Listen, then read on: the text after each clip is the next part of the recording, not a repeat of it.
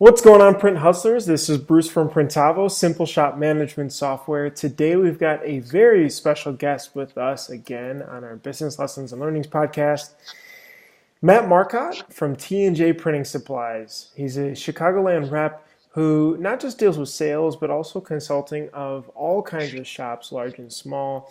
And we've had some interesting conversations running into each other a couple different times at shops or trade shows, and just in the same circle. And so there's a lot of things that I'm looking forward to digging deeper. But Matt, thanks for joining us today.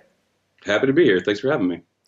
Awesome. So really quickly, give us a background so everybody can understand about you and your history, and then we'll Yeah, get into your role. yeah, no problem, no problem. Definitely, I started off young. Started off as the weird kid in high school, screen printing for like bands I was in, and like skateboard crews and all the typical punk rock stuff that we all kind of got started in, I think. Went to college, and in college had one of my minor focuses was screen printing and graphic design. So I spent 5 years in college and spent a lot of time in the art studio doing different art prints, screen prints, lots of fun stuff. That's really where I kind of sharpened my tools, I think, with screen printing. After that, did the whole rock and roll attempted lifestyle, kind of traveled the road with bands, designing merch, printing merch, selling merch, that fun stuff. Then decided, all right, time for the real job, real gig time. Ended up quickly becoming a production manager at a large shop called Target Decorated Apparel outside of Chicago. Was there for about 4 years. Really got my feet wet there. Learned quite a bit about the business side of things, managing people, working with different processes, different manufacturers and vendors, and had definitely the proving ground. That was kind of like the secondary college for me to learn more about this industry. From there, was lucky enough to be able to get a gig with T&J, and been here for just about 4.5 years now, working in a couple different states, and now luckily back home in the Chicagoland turf, and having a blast, getting to go to hundreds of shops throughout the year, learn things every day, teach things every day, get to see the trends and the movement, and kind of keep my finger on the pulse, and like to get to be a part of what I love. So that's the quick and dirty of me. Interesting. What was your role over at Target? Production manager. Got it. Very Yep. cool. And that's so folks know it that aren't from this area. That's not the big retail store. Right. No. Yeah. It had to do with the giant big box store. This company was actually around before the big box store even came out. Yeah, it's a big. We had 8 autos, 6 manuals. They're still an existing shop. They're still kicking butt out there. But yeah, had to run 2 shifts, like 70 employees. Lots of fun stuff. Everything from 24 pieces to 24,000 pieces and up. So you name it, we would do it. That's crazy. And yeah, I know we chatted before, they were using ShopWorks to help manage that process. Yeah. You know, Going through in a shop that size with all the things that could potentially happen, how much did you try to create a workflow to say, okay, hey, we're going to follow this process every single time with this order versus the things that could come up and how you dealt with those if you were there, or better yet, not being there and let people kind of know what to do next? That was a huge thing for me. So what my major focus was in college was instructional design. So I've always kind of been a nerd for operational procedures, figuring out the best way for people to learn and adapt to new processes and actually implement them. Mm-hmm. So that was a lot of what I did. It was a lot of, okay, if I'm not in the building, or I get hit by a bus, or I want to go on vacation, which doesn't really happen most of the time for production managers, but if I wasn't there, I need to make sure things ran correctly. So most of my job for the first year and a half as a production manager there was implementing new processes. So learning what was happening, why it was happening. You can't just kind of sit on top of the castle and kind of point down and demand orders, right? You got to go down in the trenches, figure out what's happening, why it's happening, how it's happening, and then figure out a way that universally can fix those issues. So there's a lot of play in figuring out, okay, who's doing what, when and where and why, and then figuring out little moves that weren't going to bog them down or make them feel like they had to like fill out paperwork for everything they did, Mm-hmm.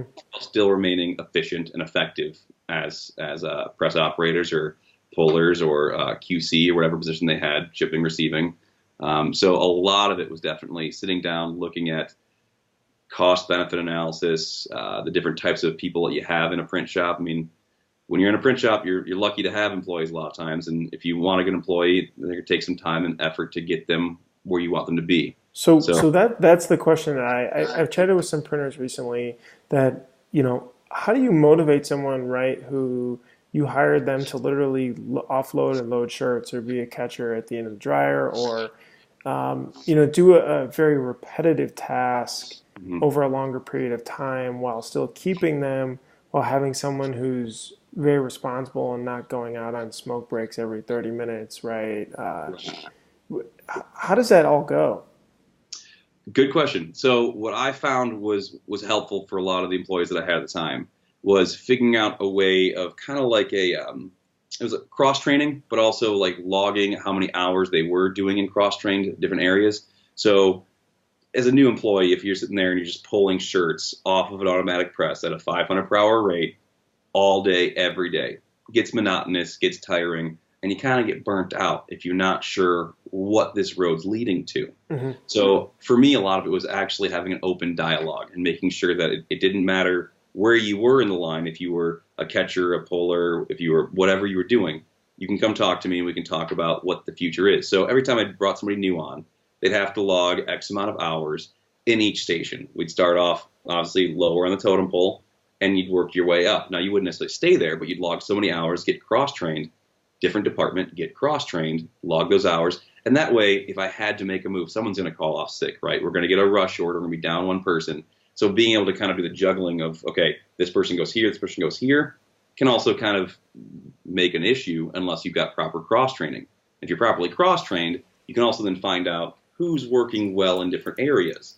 So you can kind of go, okay, well, this guy seems to really be great at unloading a press or counting in shirts or reclaiming. So maybe throughout the week, I move him around a little bit. That way he doesn't get bogged down doing the same thing. Mm. Now, obviously, you want to have your leads in your areas that you're not going to move around because you want them to kind of hold accountability in those areas. But you can also step those people up into those positions once they've kind of earned that. So I always liked having an open roadmap, explaining to them, here's where you're starting, here's where you could be. I was always pretty open to, and it was like, hey, if you're a press operator, the pay range is X through X. You're not a press operator right now. You're going to be an unloader on press. Your pay range is X to X. Now, what we can do is we can set a plan to say, hey, you get these things accomplished. We get your hours logged in other departments. We can get you up into that position. I would love to have the position. I need better, more talented press operators. So let's get you there. Let's figure out the roadmap to get you there, and then work at continuing to drive that. If you enforce a ceiling on somebody right out of the gate, they're not going to want to try harder, right? They're going to know, okay, this is the best I'm going to do, so why put more into it? So explaining to them there isn't really a ceiling. There's realistic timelines, but there's not really a ceiling. Let's figure out how to make this happen for you. People, in my experience, will tend to open up a little bit more and be more willing to stick it in and do some of the labor for the long hours that maybe they aren't super stoked about, but they know it's for a reason. Okay, so this sounds easier if you have 70 people, 70 different roles going on. What about a smaller, medium-sized shop if there's call it 10 people in the production side of the business? How do you execute cross training and then actually switching the roles around to keep it fresh so that they feel valued and then also feel like they're growing career wise and moving up. So that's three parts. So I mean that's a big one, but Yeah, that's a good question. I love smaller shops. I love when you've got like the crew of like 10. I find that's even easier. In some ways, it also can be hard in some ways because sometimes smaller crew, big personalities can kind of come out a little quicker than in a larger crew, big personalities can. mm-hmm. But when you've got a smaller crew, it's a lot easier just to kind of like call a powwow, get everybody in one area. It's not the same as being like, all right, 2 shifts, 7 people total, all meet for one meeting. That's a little harder to control. Mm-hmm. When you can say, hey, everybody, let's do a morning powwow, let's kind of get it together, wrap up end of the week meetings, get everyone's opinion, and let everyone have a voice. A lot of people come in very angry and voicing things they don't like, but each week they'll kind of start to relax and open up. And I think it's good when you can have that open camaraderie in that small of a crew. It's easier to be open. And as long as your supervisor or manager isn't, once again, acting like they're on the top of the castle pointing down, and they can actually be a part of that crew, I think it kind of naturally can find its way. Is that a daily or is that a weekly morning meeting? I usually recommend if you can, if your crew is 10 people for your company total, I think that's something you can do every day. You can Mhm. spend a half hour just kind of hearing everybody out, talking about things. Now, be a supervisor in that situation if it's going off topic or it's getting to something more personal about like an interaction with one individual as opposed to the whole encompassing processes. Stop it there. Talk to that person separate, but you can get a good overall team vibe, just like on a football team or a baseball team. Before you Got go it. into a team, you get a little powwow together, and you can really kind of rally the masses. Good Talk point. about what you're going to achieve today, how exciting it is to be able to work together to achieve these things. And then the next day, you can go back like, hey guys, yesterday was amazing. Here's what we achieved. Here's where we fell a little short. I kind of wanted to get a little feedback on why I might have fallen short. I'm not the one doing it all day. I'm kind of doing my role. I want to know what you guys in the roles are. What held us back from that? What can we Sure. do better to help that? I like that. Treating it like a team. That's a great way of thinking about it and doing the things that a team would do when you're trying to win the game. Absolutely, absolutely. What about the cross training and how often are you actually moving people around in the roles? Is it weekly or? Also kind of depends. So once someone's fully cross-trained and you know they're good in all the departments, obviously you kind of figure out, you kind of, once again, like a baseball team, you're like, okay, well, this guy's a great starting pitcher. He's a bad closing pitcher. This guy's a great first baseman. He's an okay second baseman. He's awful in the outfield. So you kind of get the same vibe for your crew. And they'll usually let you know after they get the cross training done. They're like, hey, man, honestly, I hate reclaiming. And Mhm. you're like, that's okay because he doesn't hate reclaiming. He likes going back there, just putting ear pods in and kind of being on his own. Yeah, So like, we know what you're good at and what you like. We know what he's good at and he like. It's a little bit easier. You still make them do it because during the cross training time, it's important, I think, for everybody on the team to understand the roles everyone plays.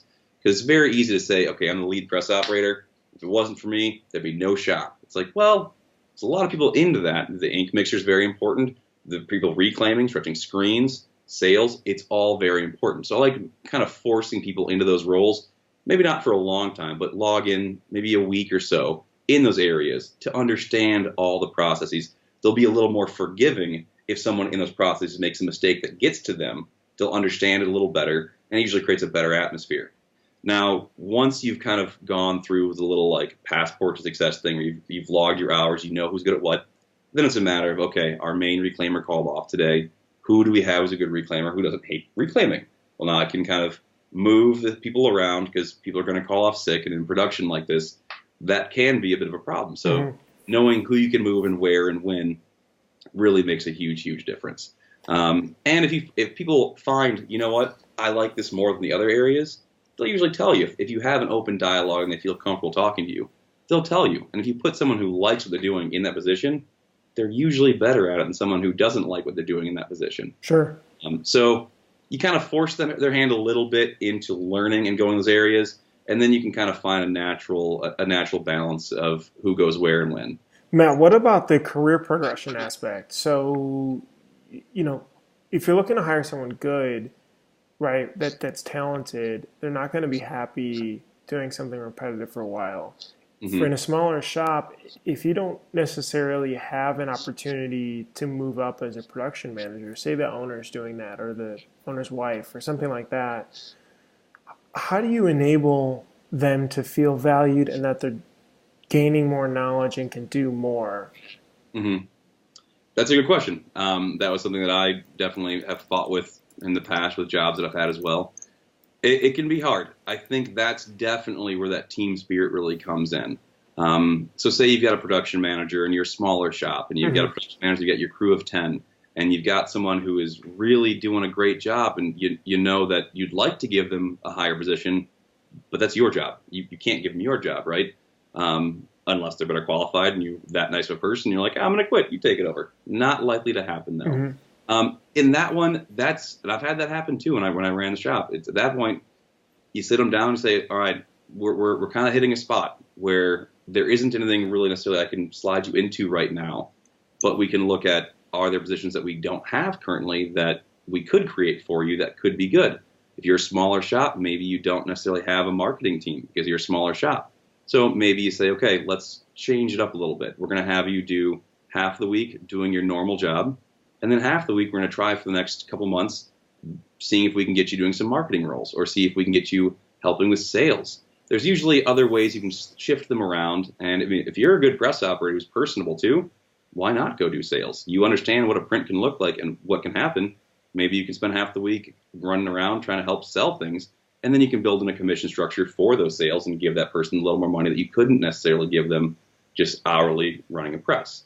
So I don't think there's ever a corner that your back's against when it comes to working with your employees and your staff. So it's like getting smart about the things that you need. And sometimes you feel like you get in such a niche too where, okay, I've been doing this exact same thing. I'm very ingrained in it, right? Mm-hmm. And thinking a little bit outside, okay, if we were to grow, if we had a couple more people, where could we fill in these roles? Where do we have the gaps like you're saying? Well, marketing, usually that's always a gap. Mm-hmm. There's not anyone that's generally dedicated to that, some sort of social media or drumming up more sales or, yeah, that's a great idea. I also think that I find that especially more on the management level, people tend to be overworked as well. Is there potential to kind of offload some of that responsibility? So like, for example, as a production manager, I'm sure you handled scheduling often. Mm-hmm. Is there an opportunity to also say, hey, look, do you want to help take some of the responsibility of scheduling on? Absolutely. And help unload you as well, or whoever is making the decision. Absolutely, absolutely. As a production manager, I did have a production coordinator who we put in underneath me who kind of would help be the liaison between me and the production, which freed me up then to kind of be able to focus on more higher level things and gave him an opportunity to do more than just be a press operator as well. Obviously, there has to be, depending on the size of the shop, how much revenue you have on different things, will kind of determine what can happen there. If it's something where, look, you're squeezing every penny out of it, you can't necessarily put somebody up in that position and give them more money. Well, then that's where you have to look outside the box and go into the sales, things where you can generate revenue as well for that person.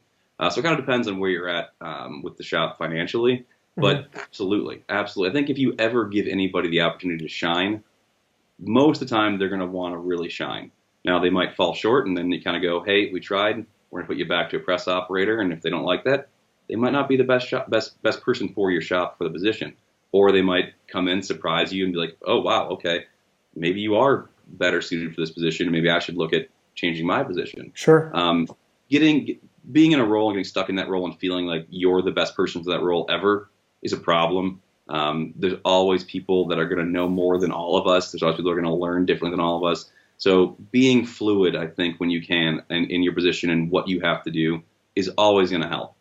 Doing what's best for the needs of the many versus needs of the few, right? So if you take care of everybody and you treat them as such, it usually, in my experience, has paid off. Got it. Awesome. I'm going to shift gears a little bit here, Matt, to more work at T&J now. So you meet with a lot of shops. I've heard your name a bunch with the shops that we visit as well. Talk to me about some common things that you see that people ask about or have problems with that you help. And maybe we'll focus these on small, medium-sized shops and do a second one with a little bit larger 30-plus type shops. For sure. The biggest thing that I honestly see with a lot of shops is just not being organized. A lot of people are kind of chasing their tail, trying to figure out things, and they're small. They're DIY. They went from their basement to their garage to a small shop, and they're kind of still amazed they got where they got already. And so they're trying to grow, and they're trying to force growth as opposed to looking at it from a perspective of a production manager who might have had these opportunities to see things at a bigger scale.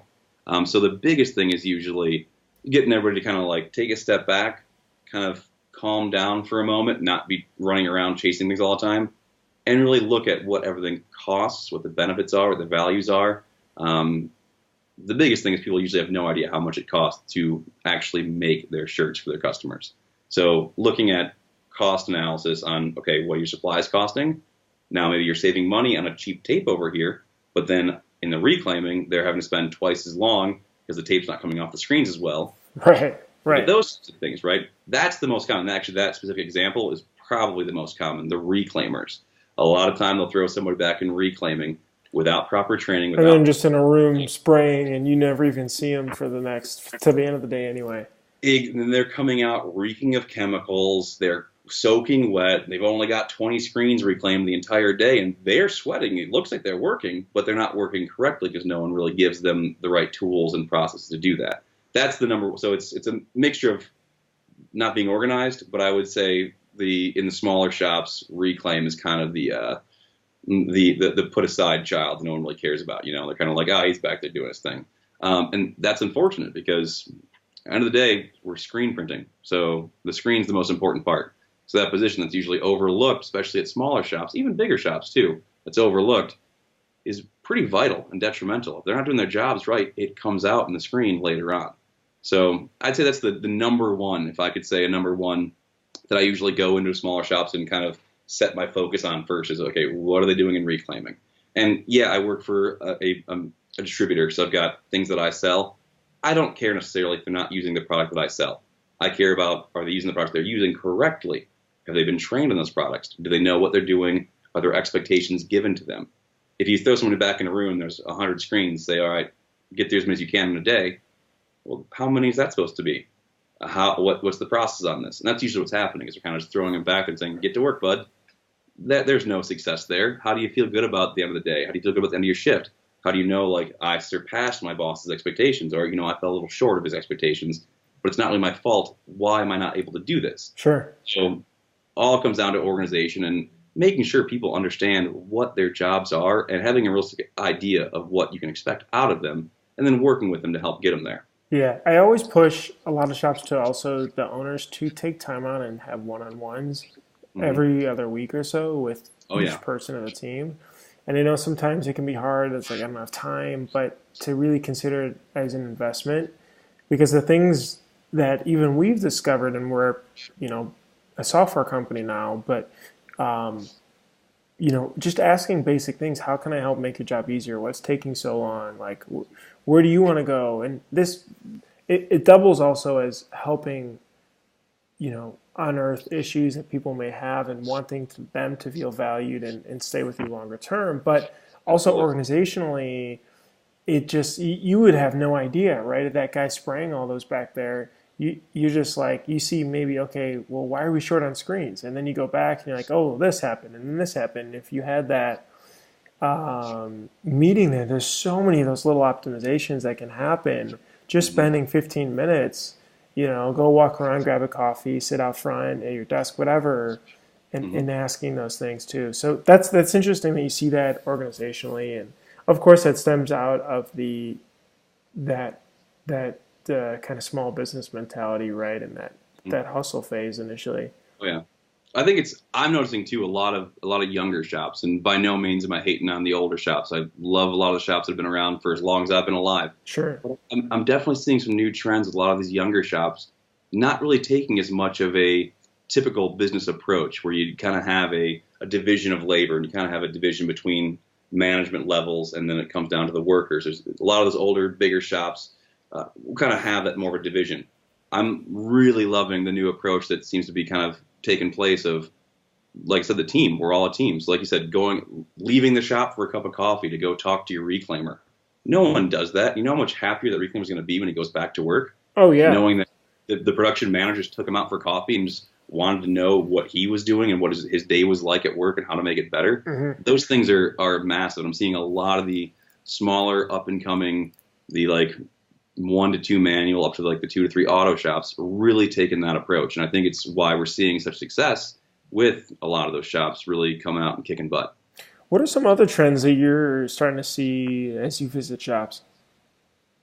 Definitely seeing water base being a big trend that's really hitting. I know that a lot of Europe is already printing a lot of water base. Not completely, but a lot of it is.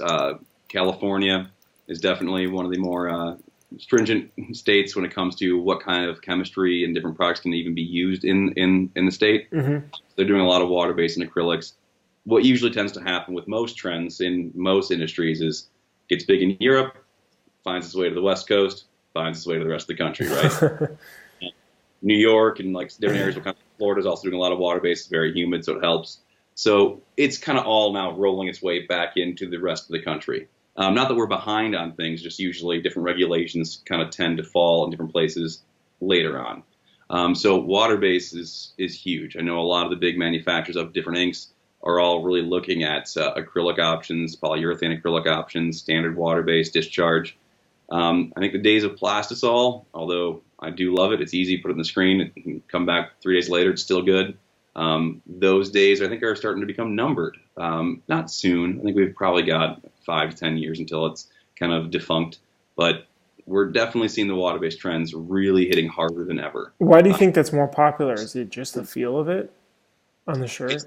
I think it's a lot of things. I think it's the feel of it. I think it's also the fact that we're really getting, and finally getting, we're paying attention to the environment. Eco-friendly aspect. So when you're printing these water bases and these acrylics, your on-press cleaners 90% of the time is water. You don't have to worry about having more chemistry, right? You don't have to worry about something that might be caustic. There's ones that are out there that are not caustic, but a lot of shops, all the older shops, are still using like xylene and like lacquer thinner, things that are not really great to be touching, to be throwing into our environment. So I think that's a big part of it. Also, it being soft. We're definitely hitting the time where we want things brighter and softer.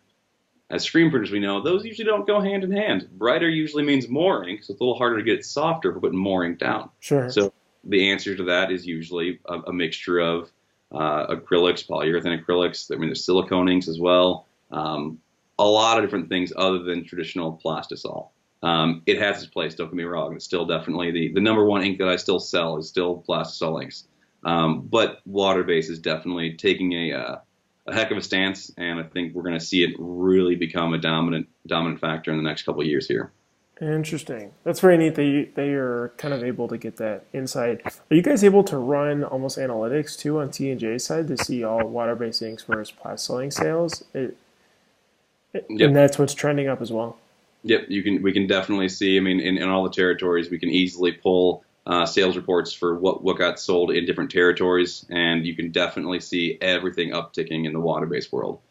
Discharge especially. A lot of people are really getting into discharge underbasing and then plastisol on top of that, which I personally think is the best way to get introduced into water-based. I think if you're running cotton shirts, discharge underbase, plastisol on top, you're only worrying about one screen with special needs of water in there, not letting it kind of clog up, and you can kind of get your toes wet in the water-based world that way while still getting a softer print, vibrant print.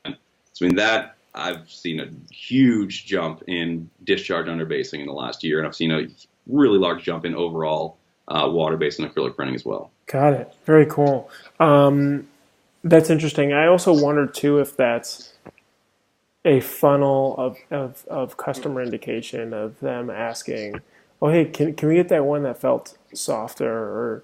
Or is it shop led, right? Because the shop can lead it and they just say, "Hey, this is the type of printing we do," or they don't even say anything. Like maybe the consumer doesn't. I think both. I think that's a good point. I think what it starts out as is more the shops being like, "Hey, I'm doing something that my competitors aren't. Check this out." Got it.